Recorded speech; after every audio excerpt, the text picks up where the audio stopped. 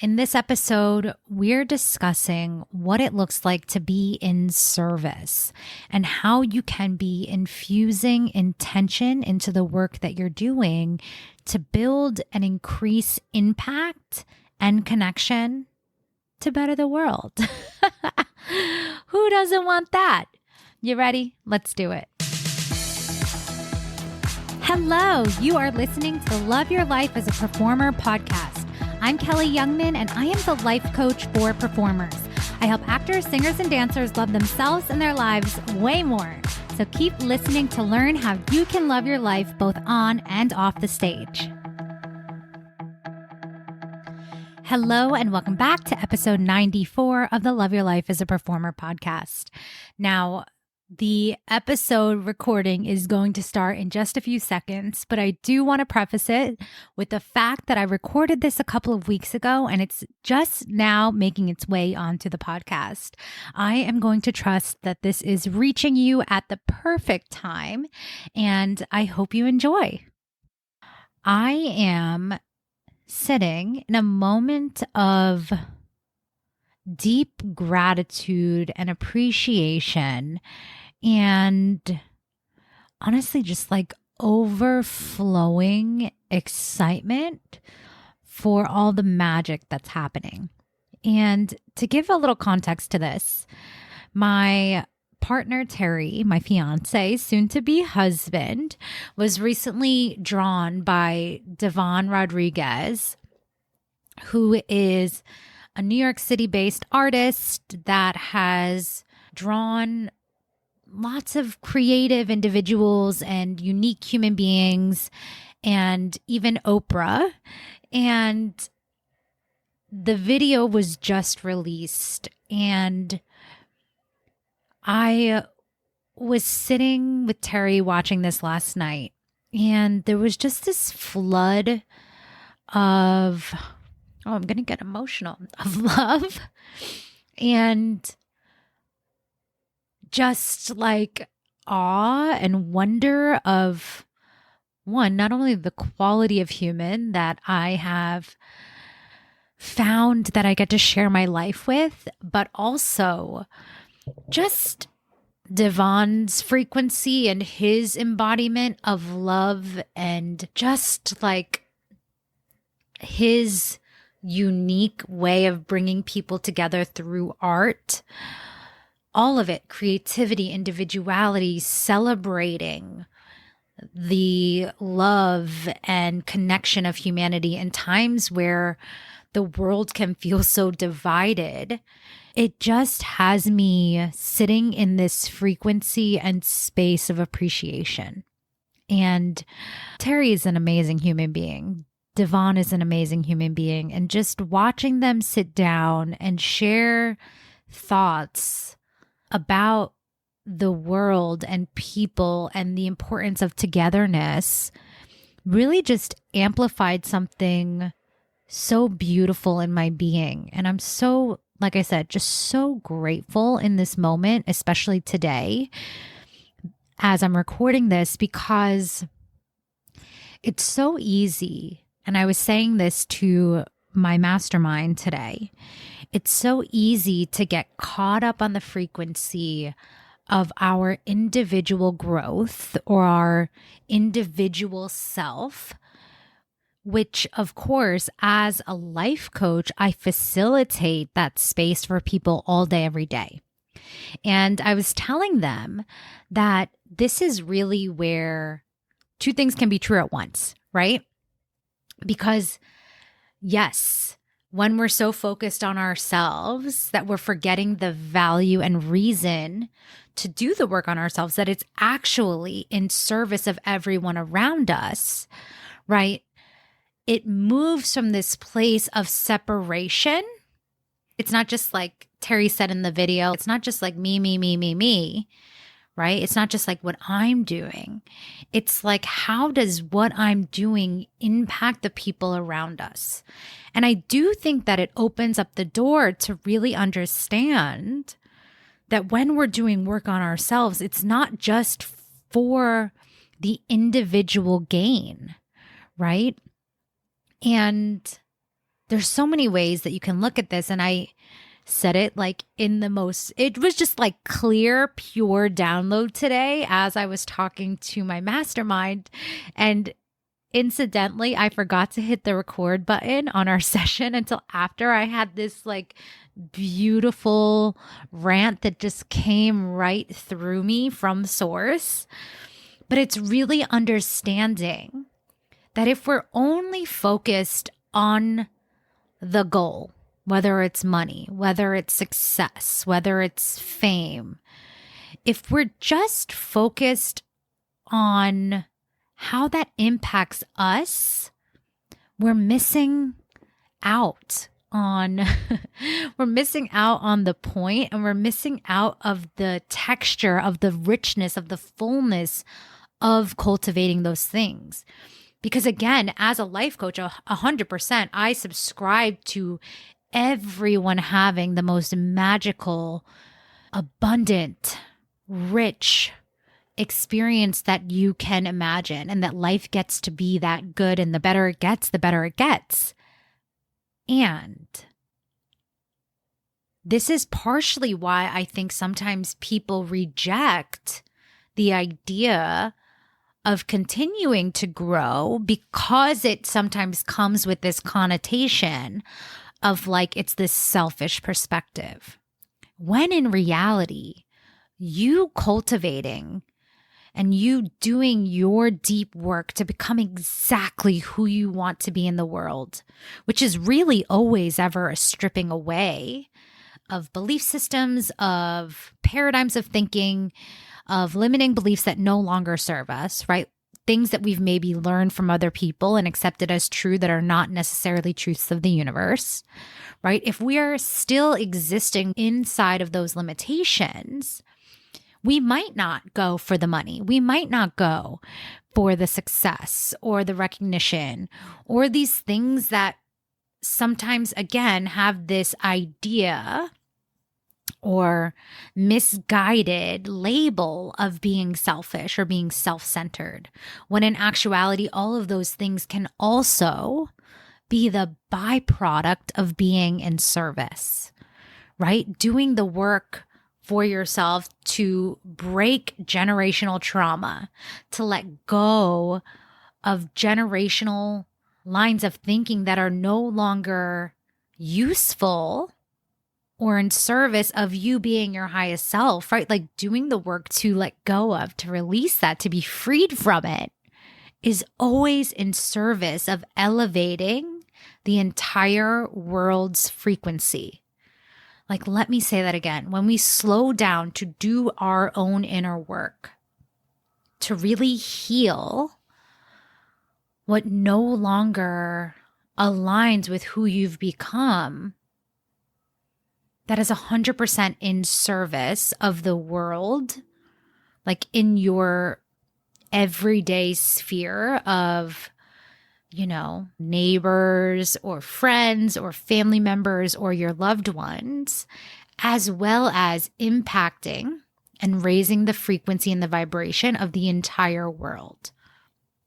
And so when we're looking at it through that lens, when we're knowing that money, success, like air quote, tangible outcomes are the result of us being our most authentic self, those things no longer have a frequency of wrongness or shame or selfishness. They're just neutral results.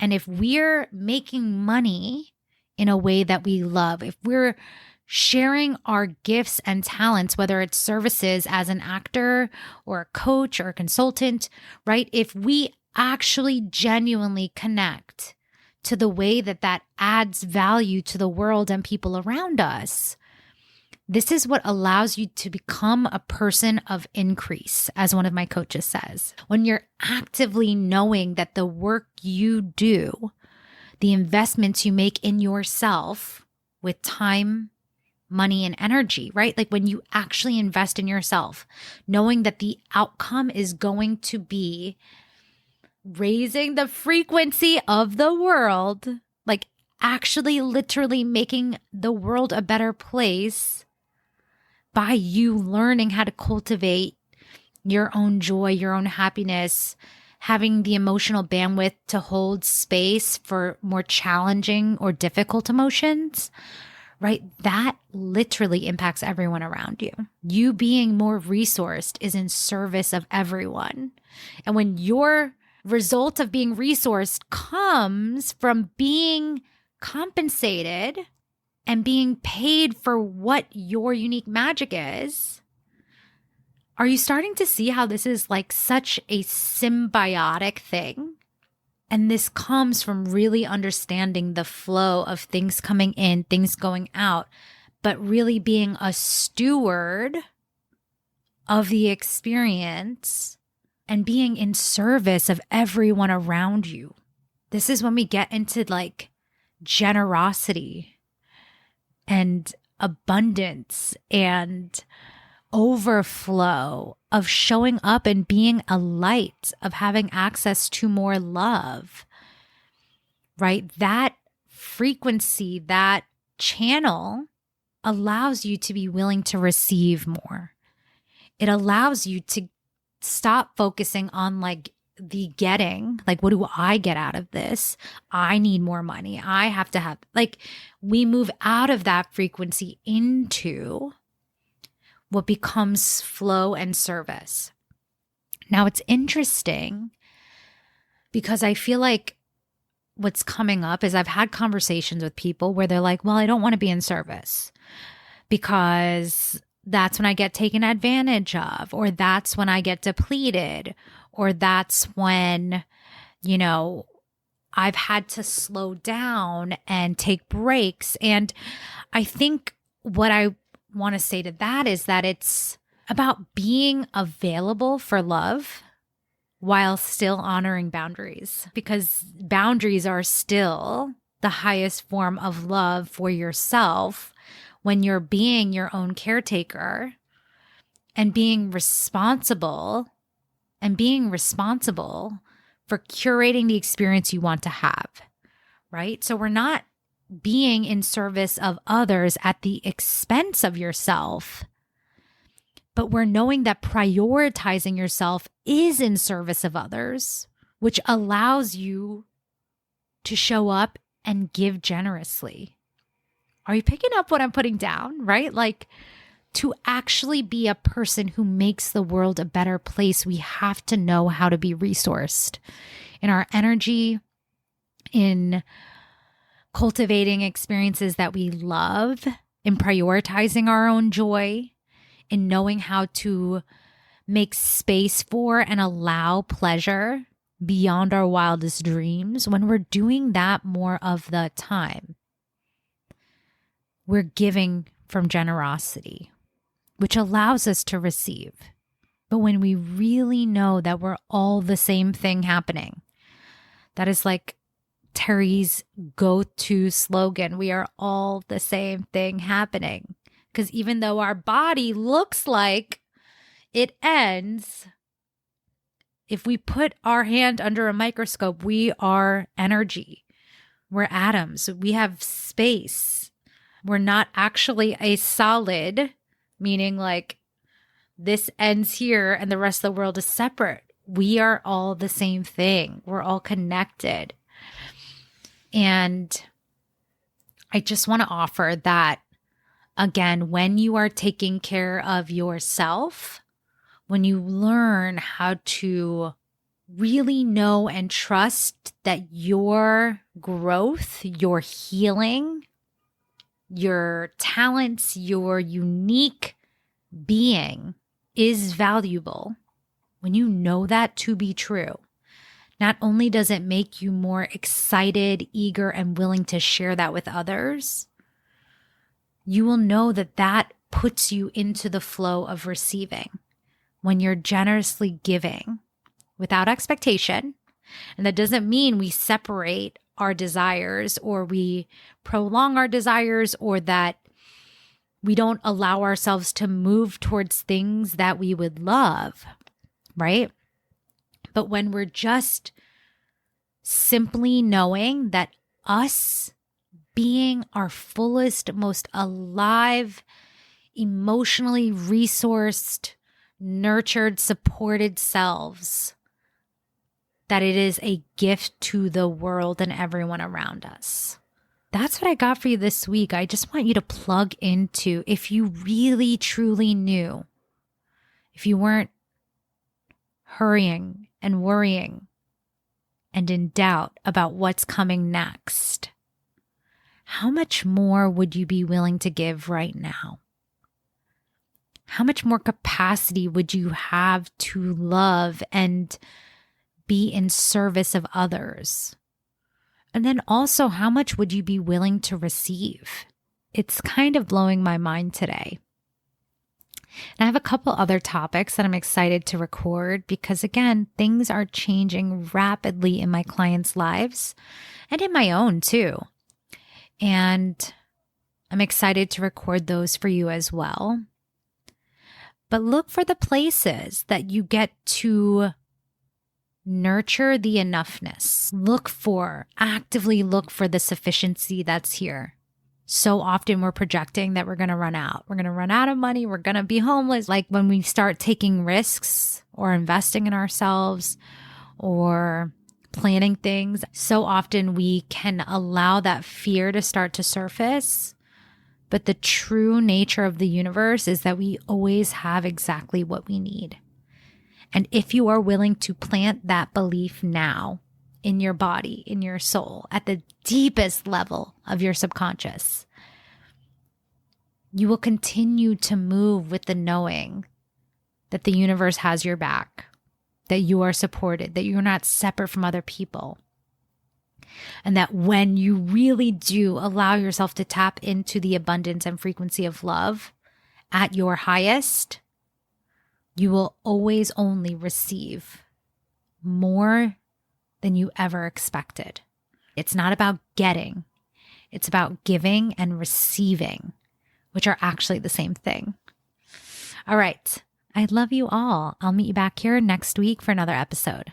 Hey, I want to invite you to get started because if this is blowing your mind, imagine the impact of when we actually work together. You get to love your life as an actor, singer, or dancer, even including auditions. And if that sounds amazing, come join us inside of Momentum. You get lifetime access to the Performers Plan, coaching, community, and more, and I will be supporting you the entire way. Go to kellyyoungmanwellness.com/momentum to join us now.